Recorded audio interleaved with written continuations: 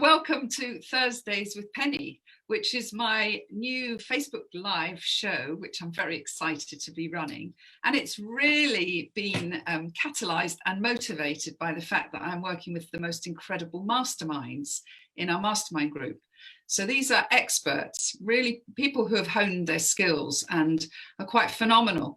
And Thomas and I get asked all the time, do you know anybody who?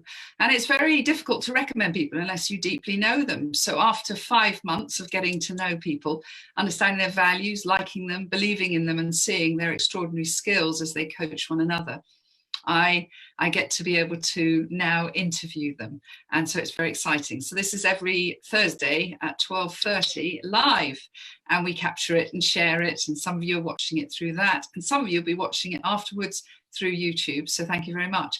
Now it's really exciting for me because Adele, she's a phenomenal lady who was one of my first masterminds to join us. It was sort of a no-brainer for me when Kim applied.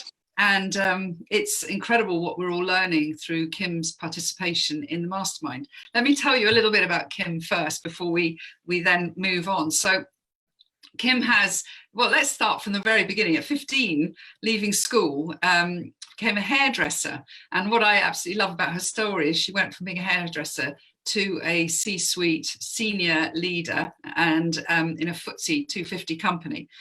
And I think enjoyed a career there in corporate land. Became a mummy 2 or 3 years ago, which was a beautiful experience and a very committed mummy, and has decided to go out on her own and has now become a non-exec director for a number of boards and works with these boards to make those companies phenomenal, particularly interested in the culture, but especially interested in helping people with imposter syndrome, because it's very obvious that can hold back the growth of a company if leaders aren't really living their true life, but also it definitely holds back the individuals and creates a lot of stress. So 25 years experience in business, now individuals are starting to really enjoy the skills of Kim. So welcome, Kim. Hi. Fantastic to have you on here. And I've got 3 questions, and we have about 15 minutes for our interview. Okay. So 3 questions, and then I do a little bit of an indulgent moment at the end where I ask you about your experience with Mastermind, which I'll explain why we ask that. It's not purely for our own purpose. But what interests me about this imposter syndrome, as somebody who definitely suffered from it at the beginning of my entrepreneurial career, I called myself an accidental entrepreneur. But I still get it. I still get it whenever I need to be courageous and step out of my comfort zone. I still wonder. And I know you're very honest about that. So tell me a little bit about that and maybe what some of the major issues that you see people coming to you with. Yeah, so I've been living with imposter syndrome for about 46 years, I feel like, and it still comes back and haunts us, as it does so many. I think Forbes did a report recently that 18% of senior leaders state it's one of their challenges. And I think it's just that fear of it being taken away, of not being good enough. And you have that little voice that seems to take over in your head. And I had the dawning realization when I had my little girl, that the voice in which you talk to yourself becomes the voice in which you teach your children to talk to themselves. And that was a scary moment, because I don't want her to go through her life berating herself the way I did. So I learned a few techniques to reframe. And I use those now with my clients, which is first, whose voice is that? So when you're telling yourself it can't be done, whose voice is it? Because it probably comes from your past. And the second one is, why are you talking? So what are they trying to do? What are they trying to stop you? And then the final one, which is for me about how it helps reframe. I am an overly passionate mother. I believe, like many mothers, that my child can do absolutely anything. So the question I ask myself is, what would I tell Scarlett if she was faced with the same situation?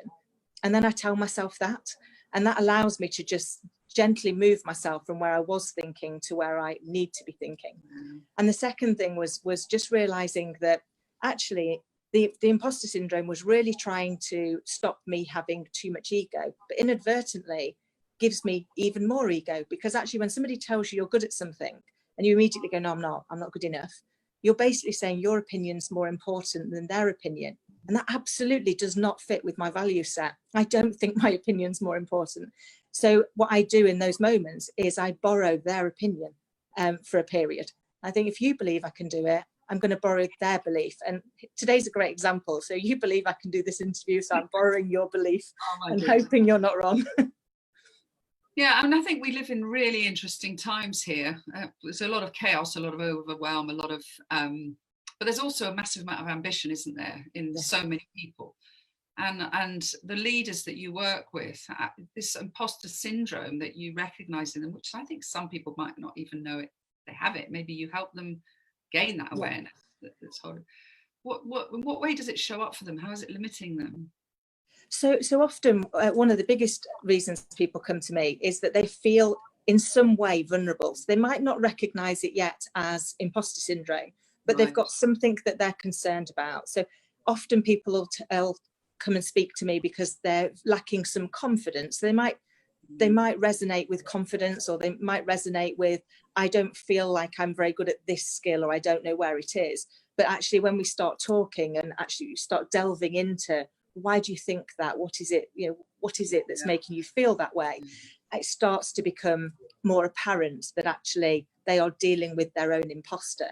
And the thing about imposter syndrome is it manifests in a very different way in every individual. It is individual to them because it's about the one thing that they personally feel the most vulnerable about.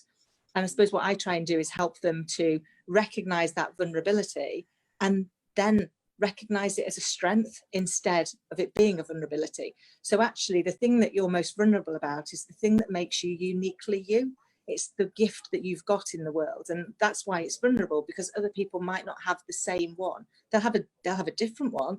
And it doesn't mean to say you're better than everybody else at it. It just means that is your power. So when you start to recognize it in its positive light, so when could I use that vulnerability to make a difference?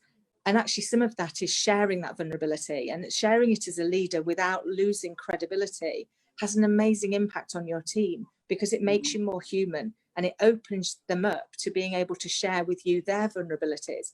And shared vulnerability with shared purpose allows the team to be significantly more successful, because you're taking out that fear.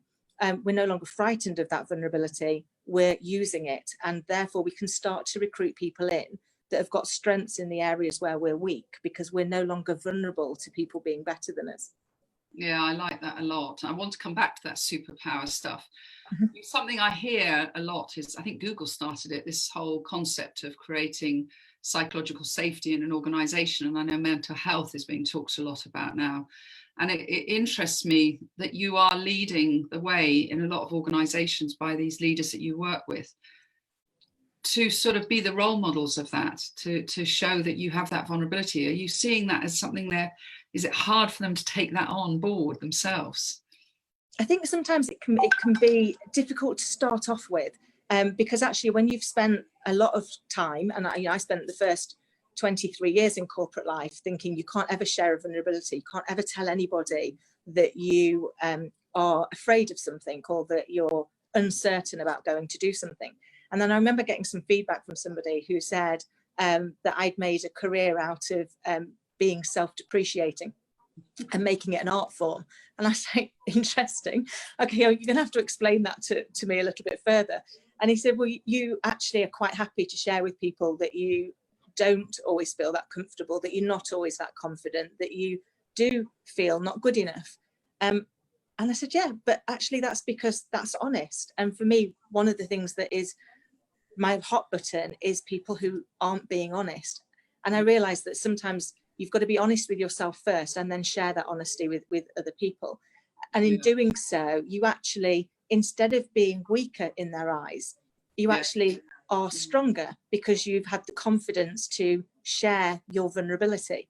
And once I was able to do that and show with people that you can do it and still lead with credibility, and I've been able to build a really successful career and now a successful business, whilst sharing vulnerability, but still being recognized as being a leader and being able to take my people on a journey. And I'm really, really proud of all the people I've stayed in touch with over the years and have become true friends throughout my career. which has been as a result of us being authentic and honest and just being yourself, turning up and recognizing that it's okay to be you, because that's who they've hired. They've not hired this persona that you're trying to be. And I think it's Oscar Wilde that said, you know, be yourself because everybody else is taken. And that's a scary thought, but when you embrace it, it works. It really does work. And I think taking those leaders through a safe environment to be able to do that, they're seeing those results. And actually, I'm getting more business and repeat work because people are seeing the impact it has, not just on their business life, but on their relationships and on them as a person, because they're able to be who they want to be and live the life they want. Yeah, I love that. I mean, it's the ultimate form of freedom. I know people sort of chase financial freedom and they, you know, even location freedom, you know, they move around the world. And I think the ultimate form of freedom is exactly what you're giving people. That freedom to be themselves is phenomenal. So going back to, I know we started on that, the superpower bit. I love the idea of that, the vulnerability being your superpower and therefore not hiding that vulnerability. Is that something you talk about? Because I know you did a recent speech that had a phenomenal amount of people queuing up to talk to you afterwards. Tell me a bit more about that sort of superpower. Yeah, and it was funny. So that was, I was terrified, as I am before I do any speaking at all. I don't like really doing it. I hate videos. But the feedback was phenomenal. And some of it was about, at the moment of feeling very vulnerable, just sharing it. So in that particular speech, there was one moment where every fibre of my body wanted to run away. And instead of hiding that, I actually shared it with the audience. I actually said, you know, right now, every fibre of my body wants to get up and run away. But I realise I can't do that. I realise that I've got to continue to talk to you. And therefore, I'm going to do my best to continue to have this speech and to add some value. And we went on to talk about, you know, how you reframe your perspective. And in reframing your perspective, you actually change your reality. And I had 20 or 30 people come up at the end of it, which was just amazing, to talk about the fact that their view was that I appeared really, really confident, that I was up there, that the speech that I was giving was really relevant, and that they couldn't believe that there was that, you know, I didn't like being there and I'd wanted to run away. And I shared with them the fact that that was genuinely how I felt in that moment.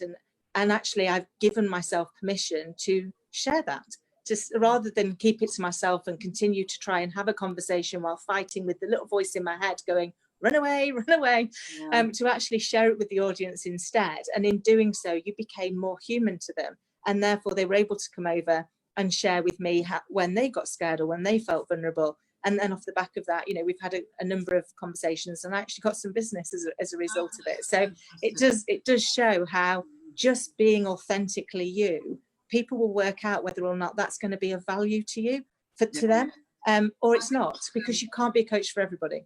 Yeah, no, absolutely. It's Marmite, isn't it? And the more you niche and attract the people that you can properly work with, the better.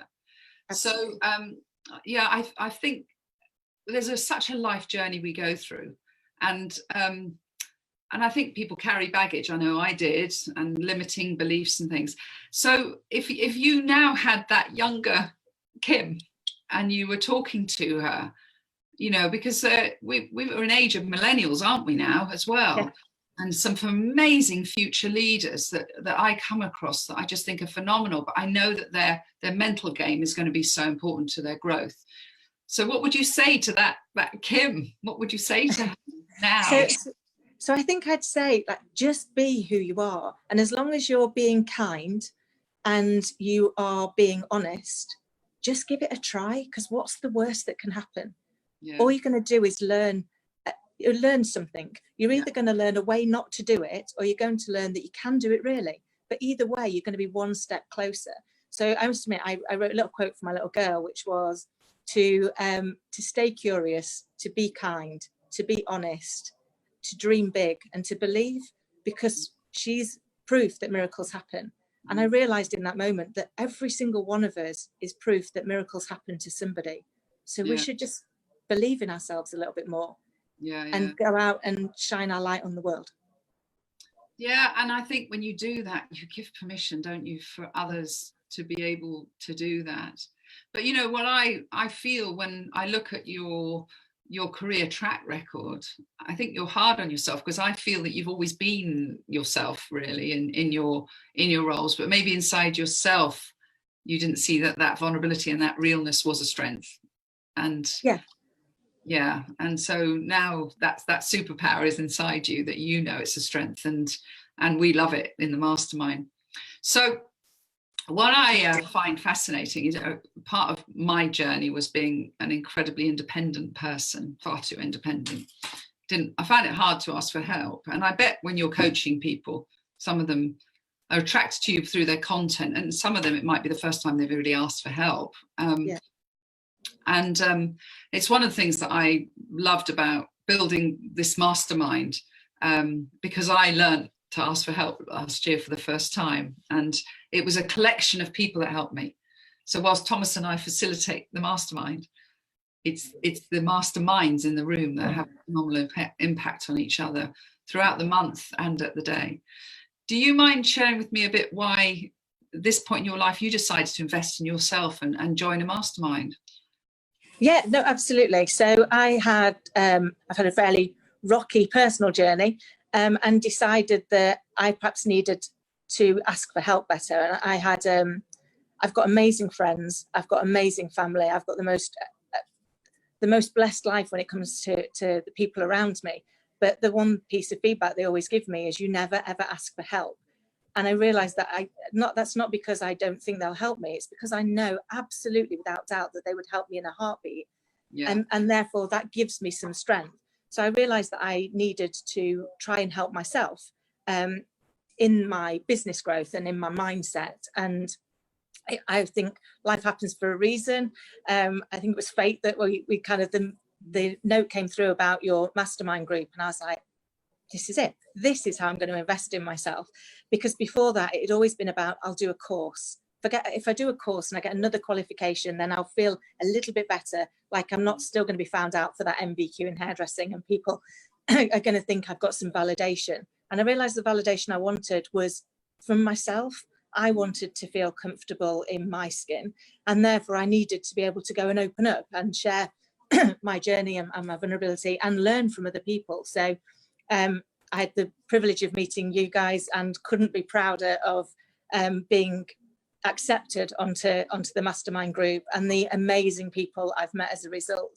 It really has been life-changing.